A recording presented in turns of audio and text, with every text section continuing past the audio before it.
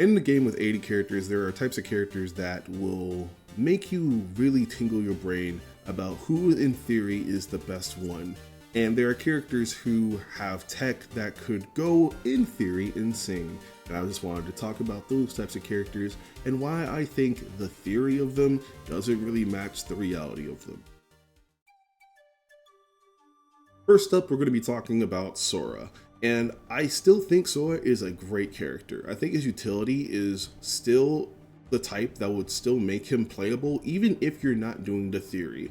And in theory, if you get hit by Sora, you should die. He has insane loops with his Nair, insane loops with his Fair, and switching between them, and he can drag you onto platforms and kill you off of them. And it shouldn't take that much, but it just does. Not only does the character's weight and fall speed come into account when it comes to your combos, you still have to execute them perfectly and get the situation based on their DI. Which the DI part doesn't seem to be really the problem, it's just getting the right hitbox every single time to continue the loop. There are some characters that it's easier to do than others, but honestly, I just don't see the Sora players doing it because it's just that hard. It's just that egregious to do every single time you want to take a stock. It's honestly better, and you'll see players like Kameme, who is an amazing player, just to play the game with Sora, play normally, just use him as a zoner type, use his sword, use his projectiles, then to try to become a combo Sora just because of how specific you have to be and how perfect you have to be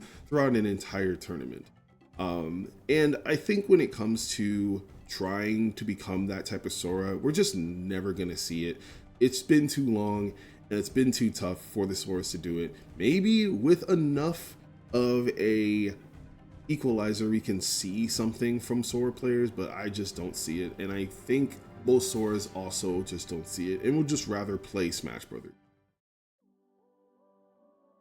Yup, I'm bringing up Lucas again because I do have to admit the advanced state thing is pretty crazy, and he does have true zero to deaths on certain characters in certain positions in certain scenarios. Um, I just do still believe that Lucas's other aspects make it hard to get to that spot. I think his neutral is fine, but he's just not matching other people's neutral. He's not matching top tier's neutral. I think snake dashing is really cool and really good for the advantage state, and if he can get the hit that he needs, he can destroy people.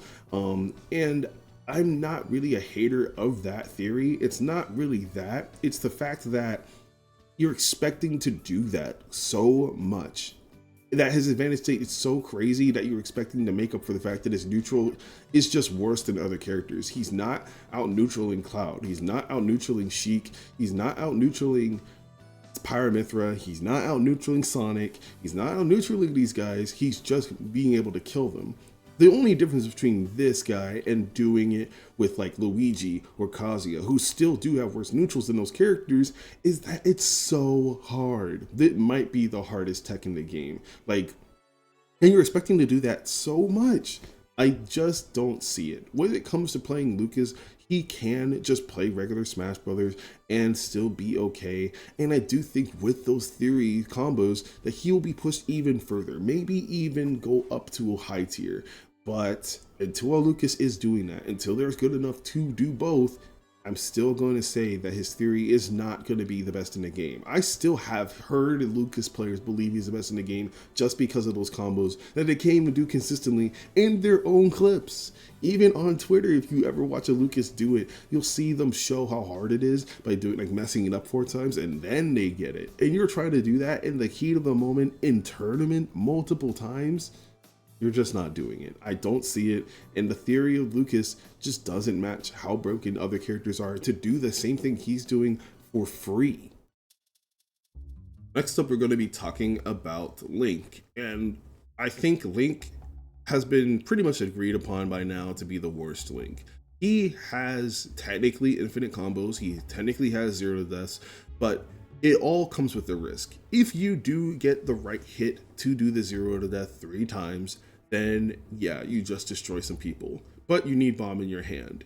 And when you have bomb in your hand, to use it for that and it gets exploded, then that means you're not using it to pull off stage, which makes your recovery way worse when you don't have bomb.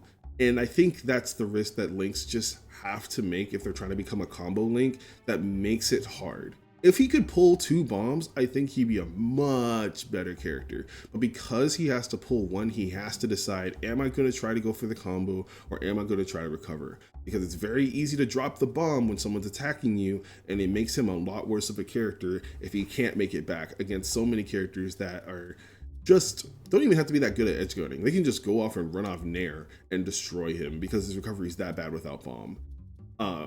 And I still think the combo Link setup thing can be really cool to watch. It's one of the coolest things in Ultimate. I just think doing it from an item it can be really hard. If you can get it from a grab, your combo 0 to death is usually broken. That's why Luigi and Kazuya are so scary, because they can grab you out of shield and do it. But because you have to get a specific hit of a specific move to start the combos, it's just a lot harder to set up. Especially with how many projectile characters can knock it out of you from a long distance, how much range can get to be a factor, how weight can be a factor. Again, this is the perfectness of Sora without the sword, really. I mean, Link's sword is very good, but I'm pretty sure it's from like back airs or like Z catches or Z drops that just don't land. I wish Link was better because I think he's still really cool, but unfortunately, with him having 1 bomb and the way it works, I just don't see Link ever becoming the infinite god that we hope he would be. So the main question after all of this, when it comes to these 3 characters and when it comes to theory, is where do you go from there? If your character in theory could 0 to death everybody, if they could just destroy them for 3 stocks, do you just practice harder? Are you just not perfect enough? Are you just not playing well enough? What do you do?